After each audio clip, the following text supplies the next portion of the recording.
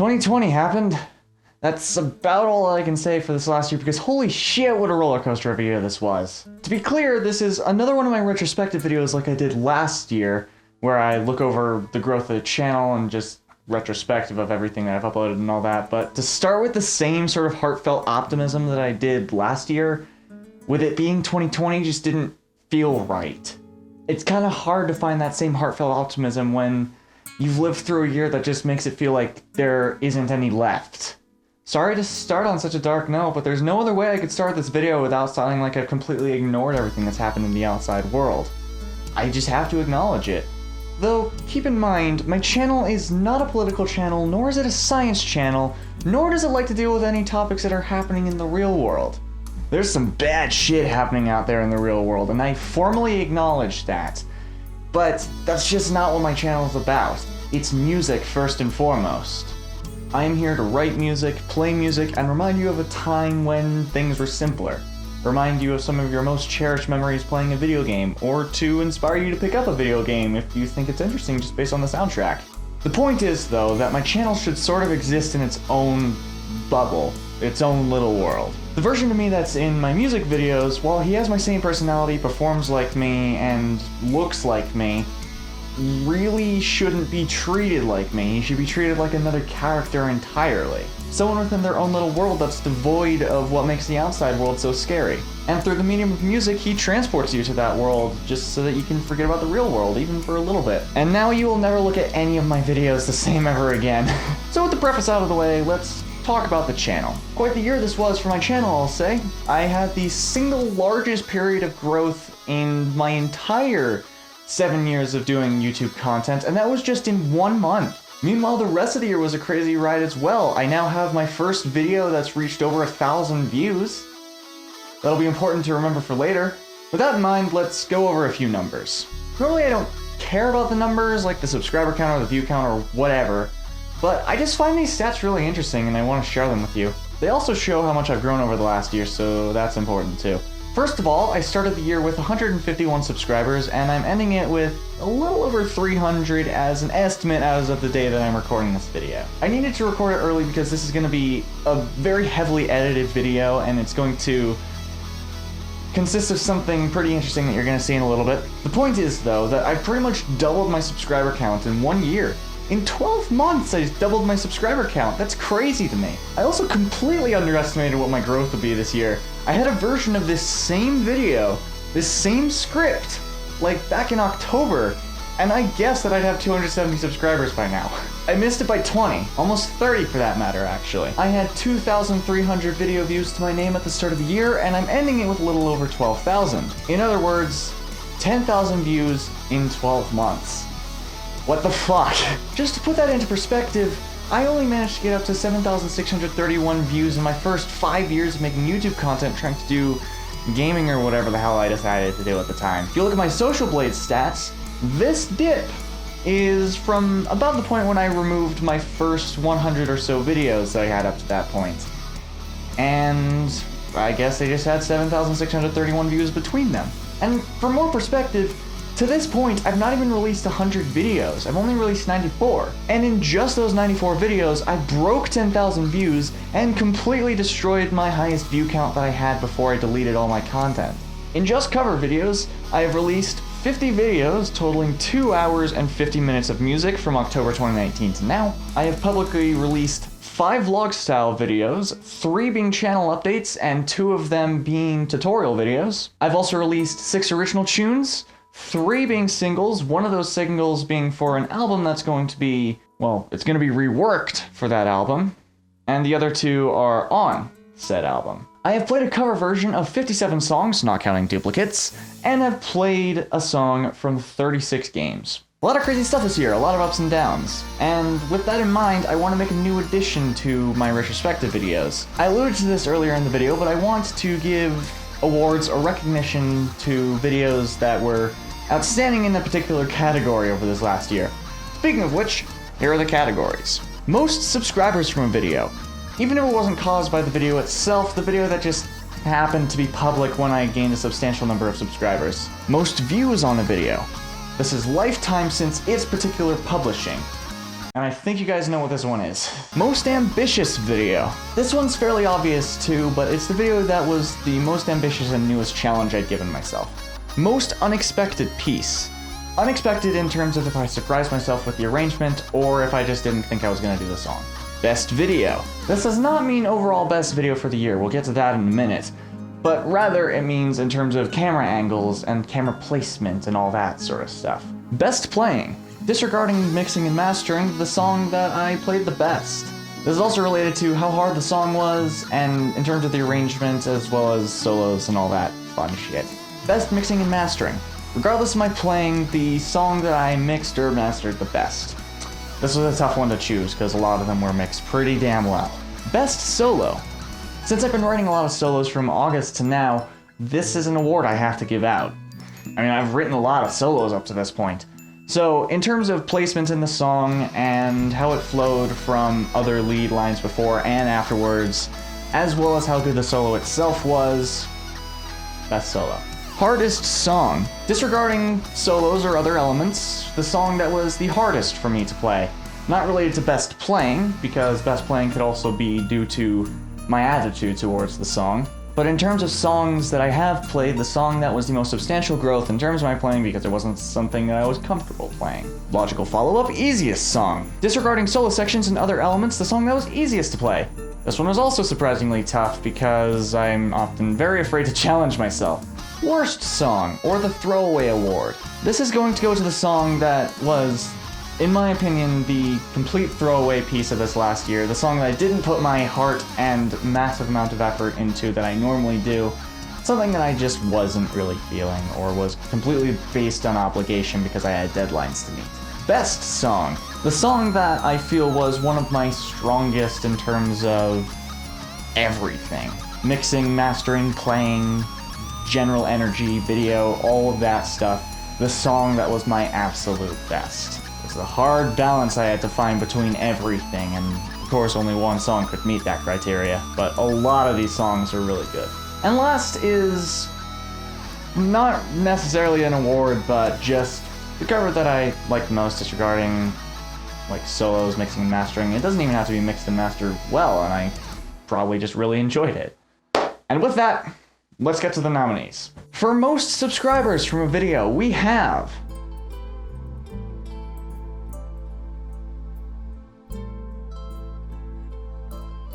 and the winner, surprising me actually, because I thought it was Rainbow Road, but it's actually Puzzle Swap from the 3DS.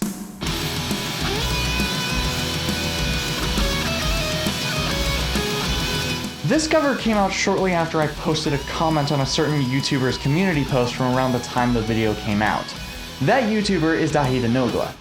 In fact, in the comments on the very next video after Puzzle Swap, you can see a comment from someone who came over from that particular comment. The comment I posted was, "Nogla, please don't ever change," and I still stand by that because he's one of the funniest people on the face of the planet.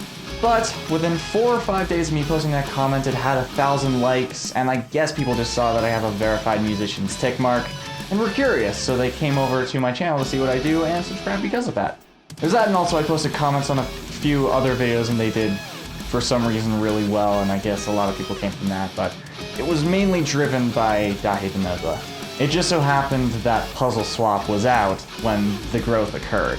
For most views, we have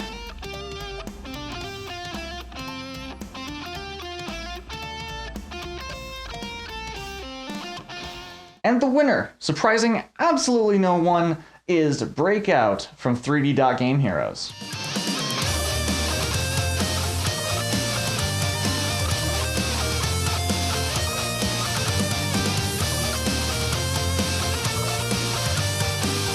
With 1,300 views, probably even more depending on how much it's blown up by the time this video comes out.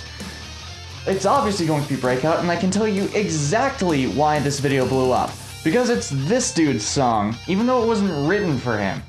Scott the Woz made this song popular, and while I wasn't intentionally capitalizing on the popularity of Scott the Woz's theme, it just so happened that this video kind of blew up because Scott is blowing up.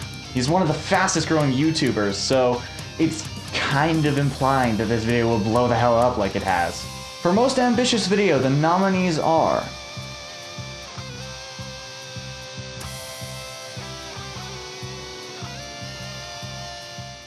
And the winner, again surprising no one, is the video game medley.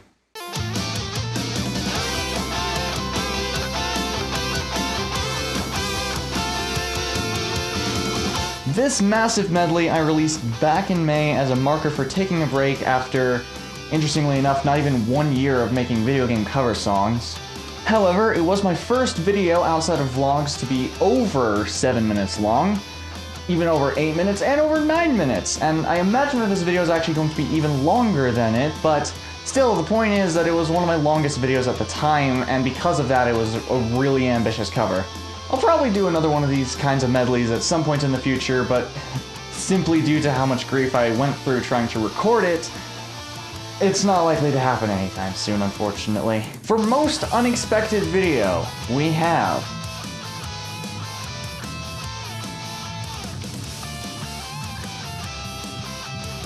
And the winner, while arguable, my pick is the Me Apartments theme from Tomodachi Life.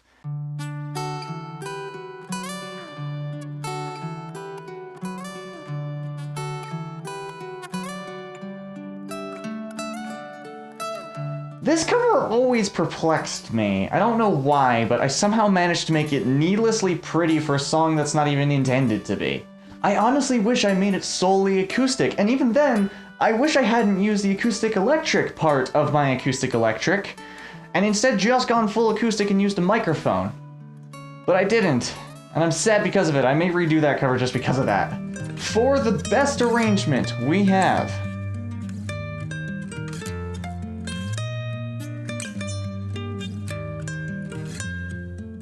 This was a very tough decision to make, but the best arrangement, the strongest arrangement over this last year, is A Little Light Snowfall from Yoshi's Woolly World.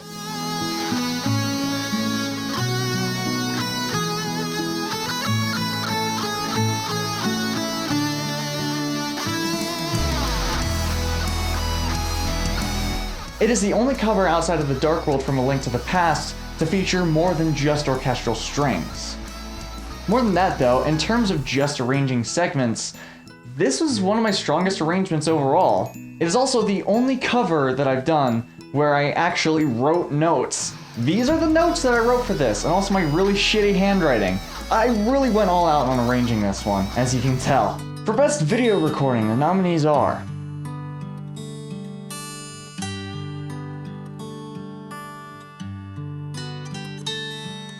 And the winner is Staff Roll from Super Mario 64.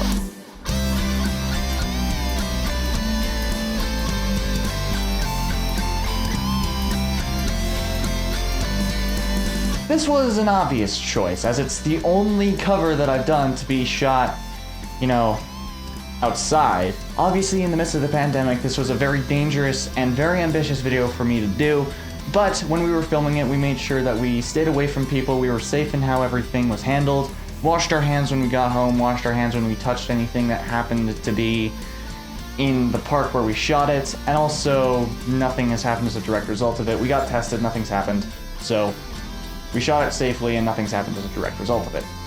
Anyway, this was a really fun cover to do. I shot it all the way back in September, and it was solely for the purpose of getting the green colors that you see in the video, because I just thought it looked good.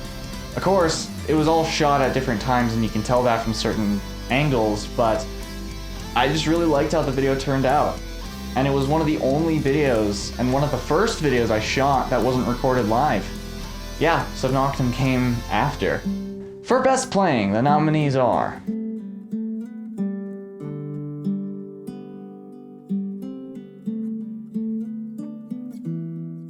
And the winner is Disco Descent from Crypt of the Necrodancer.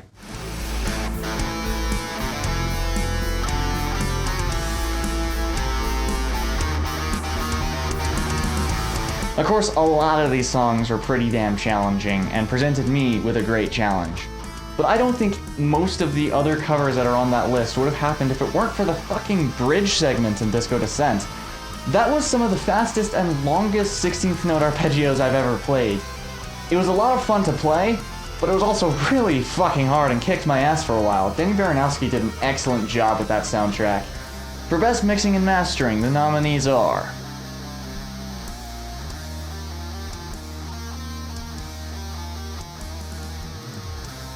And the winner is, once again, A Little Light Snowfall. I didn't want to give out 2 awards, but A Little Light Snowfall was just mixed the best for one specific reason.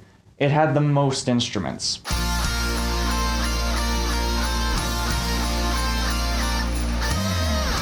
All the other tunes were mixed brilliantly, I can't deny that. But, just for how many instruments were in A Little Light Snowfall, that was mixed the best. I could have given it to any one of those other videos, but just for how many instruments were in A Little Light Snowfall, it just has to get it. Not to mention it also used a whole bunch of new stuff. You know, I used this, the SM57, for miking acoustic guitars. I also used Cubase 11 for the first time. And I also used the Valhalla Vintage Reverb for the first time. Which, by the way, that's awesome. I don't think it's actually the Vintage Reverb. I just used a Valhalla Reverb is the point. For Best Solo, the nominees are...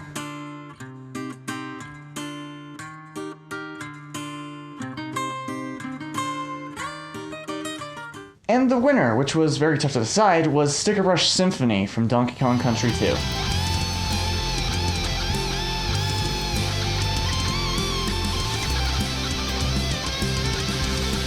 Frog's theme was going to be my second choice, but considering Sticker Brush Symphony's placement and the general solo itself and how it feels in the song, honestly I think that Sticker Brush Symphony worked better as a solo. For most of the other pieces, there was this massive build-up to a solo that was just kind of mediocre. Like, there would be no lead line beforehand and just held out chords on the rhythm guitar. But for this solo in Sticker Brush Symphony, I led into it from another lead part that was just before it, and I think that was one of my best transitions into a solo since I've started.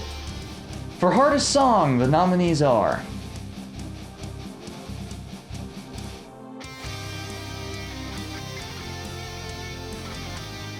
And the winner is Hydrocity Zone Act 1.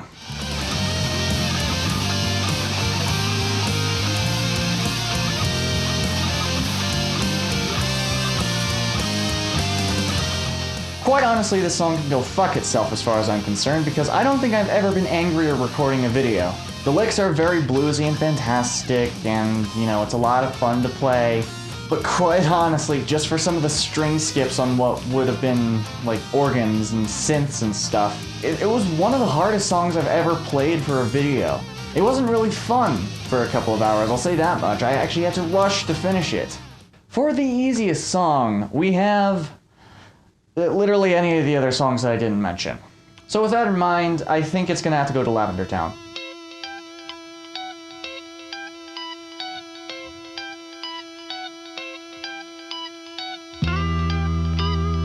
This song is one of the simplest, dull, yet creepy and feelingful pieces I have ever played for a video.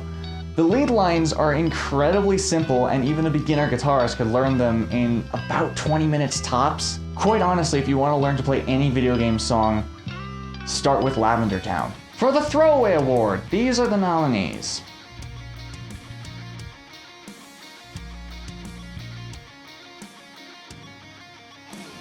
Not a lot of bad stuff this year, I'd say, but between those two options, one of them isn't even a video game song, so it in itself is just out of place by default, and I don't think it should count. So with that in mind, by process of elimination, the Raceway theme is the worst cover for this last year.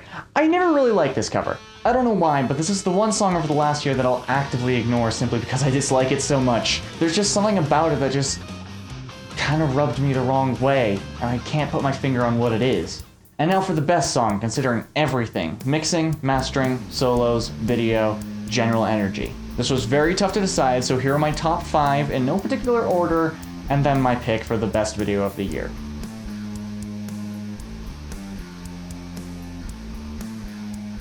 As much as I thoroughly enjoyed all of these songs over the last year, there was only one song that struck the mark between everything. And that was Chemical Plant Zone from Sonic the Hedgehog 2.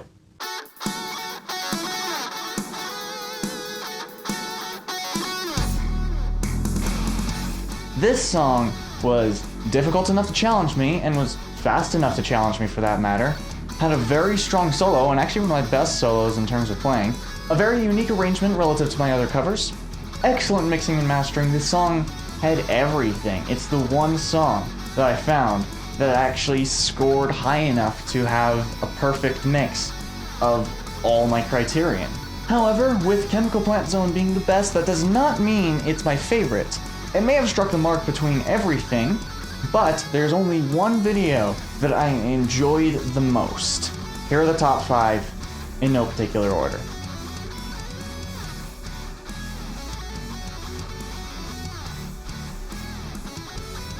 And the winner of my favorite song of the year is Bob on Battlefield from Super Mario 64.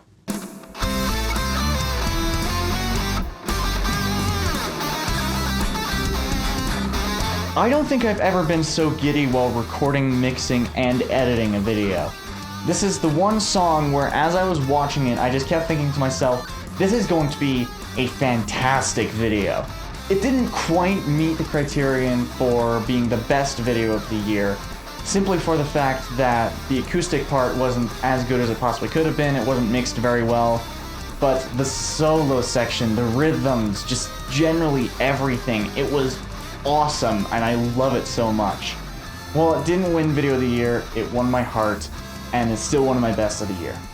This concludes AlphaStorm's previous year awards, or the APYAs. I promise that next year, assuming I have a large enough following, this will be a more democratic system and will be based on your votes instead of mine. Anyway, moving on.